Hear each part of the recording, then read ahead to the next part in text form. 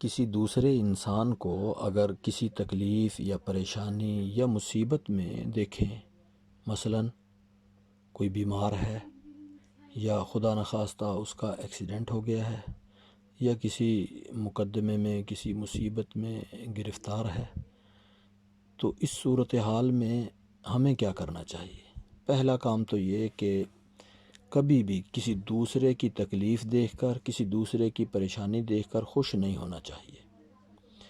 یعنی وہ کتنا ہی بڑا دشمن کیوں نہ ہو اپنا،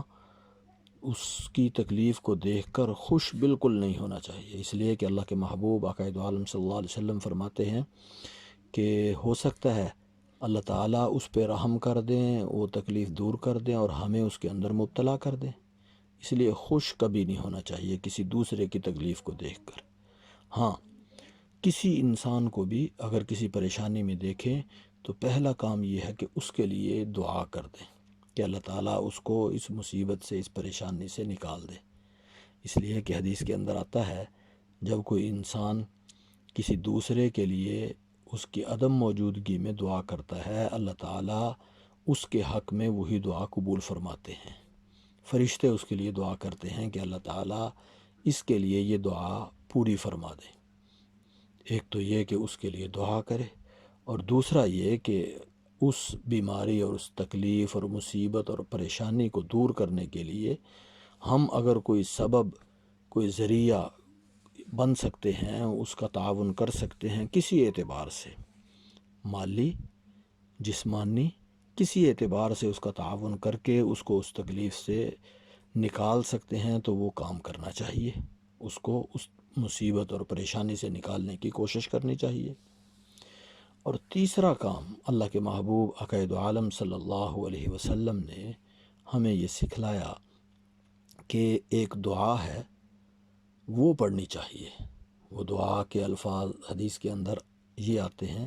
الحمدللہ الذی عافانی مما ابتلاک بہ وفضلنی علی کثیر ممن خلقنا تفضیلا۔ اس کا معنی یہ ہے کہ اللہ آپ کا شکر ہے، آپ نے جس مصیبت اور پریشانی میں اس کو مبتلا کیا ہے، آپ نے مجھے اس مصیبت اور پریشانی سے بچایا ہوا ہے، یہ آپ نے فضل فرمایا، اور بہت ساری مخلوق آپ کی ایسی ہے کہ آپ ان پر ان کا فضل ہے۔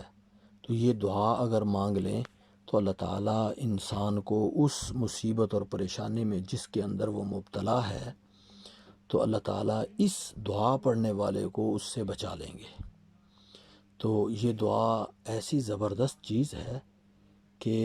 کسی دوسرے کو مصیبت کے اندر دیکھ کر دو کام پہلے میں نے عرض کیے، ایک تو یہ کہ بالکل خوش نہیں ہونا چاہیے، دوسرا میں نے عرض کیا کہ اس کے لیے دعا کرنی چاہیے، اور تیسرا یہ کہ کوئی بھی اس کے لیے تکلیف کو نکالنے کے لیے ہم کام کر سکتے ہیں، اس کا تعاون کر سکتے ہیں، مالی، جسمانی، جس اعتبار سے بھی اس کی مدد کر سکتے ہیں وہ کرنی چاہیے اس کو نکالنے کے لیے۔ اور یہ ایک کام یہ کہ یہ دعا پڑھنی چاہیے، اگر ہم یہ دعا پڑھ لیں گے تو اللہ تعالیٰ اس مصیبت سے ہمیں محفوظ رکھیں گے۔ بیماری ہے، کوئی وبائی مرض ہے، یا خدا نخواستہ کوئی حادثہ ہے، کوئی ایسی صورتحال ہے، کوئی مقدمہ ہے، کسی مصیبت میں، کسی تکلیف میں، کسی پریشانی میں دوسرے کو دیکھا، پہلے وہ کام کرنے کے بعد اگر یہ دعا پڑھ لیں گے تو اللہ تعالیٰ، اللہ کے محبوب یہ فرماتے ہیں کہ اللہ تعالیٰ تمہیں اس مصیبت سے محفوظ فرمائیں گے۔ تو مجھے اور آپ کو یہ ایسے کام ہیں کہ اپنی زندگی پرسکون گزارنے کے لیے اللہ کے محبوب کی ان تعلیمات پہ عمل کریں گے تو انشاءاللہ